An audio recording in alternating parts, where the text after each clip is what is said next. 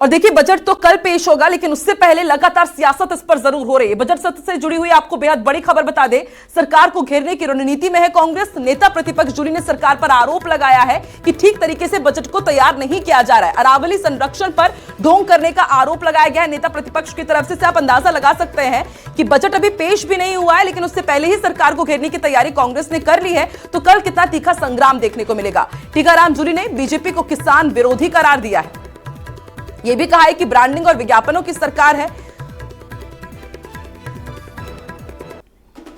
Vision की कोई बात नहीं, कोई चर्चा नहीं। और इन हालातों में तो लग रहा है कि क्या ही होगा आने वाले समय में। जो बजट आ रहा है, खुद मुख्यमंत्री जी ने माना है कि 2718 घोषणाओं में से 820 घोषणाएं मात्र ये पूरी कर पाए हैं 2 सालों में। तो फिर बजट में घोषणा क्यों करते हो? तीसरे हिस्से की भी पूरी नहीं कर पाए। अभी नया बजट फिर आ जाएगा आपका। लेकिन ओवरऑल बात कीजिए ना, ओवरऑल बात कीजिए। जो 5 साल में हमने काम किए और 2 साल में आपने जो काम किए, सारे काम आपके, सारे काम हमारे। आ जाओ, हो जाए तो पता चल जाए। 2700 की घोषणा खुद ही की इन्होंने 2 बजटों में। 2718 बजट घोषणा है इनकी, 820 ही पूरी हुई है। खुद ही मुख्यमंत्री कह रहे हैं, बाकी का क्या करोगे? मुख्यमंत्री जी जहां से निकलते हो फ्लाईओवर पूरा नहीं हुआ।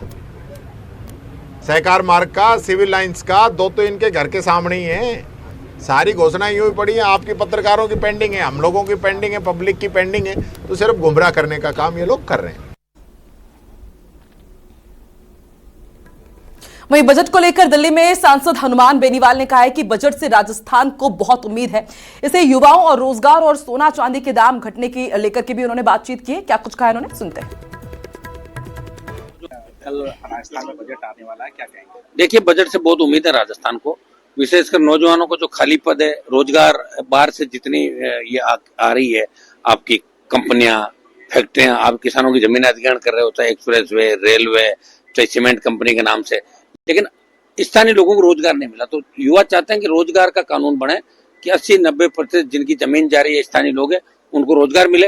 दूसरा, पेट्रोल डीजल और सोना चांदी जिस तरह बढ़ रहा है, तो प्रत्येक गृहिणी चाह रही है कि सोना चांदी और गैस तेल की कीमतें घटे। तो राजस्थान सरकार वेट कम करेगी बजट के अंदर, ये टैक्स कम करके और राहत देगी, ये भी उम्मीद है। जवानों को नौकरी की उम्मीद है, नौकरियां खूब मिले। किसानों को कर्ज माफी की उनका पूरा वादा, MSP खरीद, बूंद बूंद सिंचाई योजना जो चल रही है बहुत महंगी, उसमें उसको जनरल के अंदर लेके और सामान्य श्रेणी में कैसे लागू किया जाए, ये भी देख रहा हूँ। परीक्षा प्रणाली सुदृढ़ कैसे हो, ताकि पेपर लीक, OMR जैसी घटनाएं वापस नहीं हो। राजस्थान का युवा और किसान और मध्यम वर्ग के बजट से बहुत उम्मीदें लगा के बैठा है, और मुझे लग रहा है कि सरकार को इस तरफ सोच के और एक अच्छा बजट राजस्थान के लोगों को देना चाहिए। तो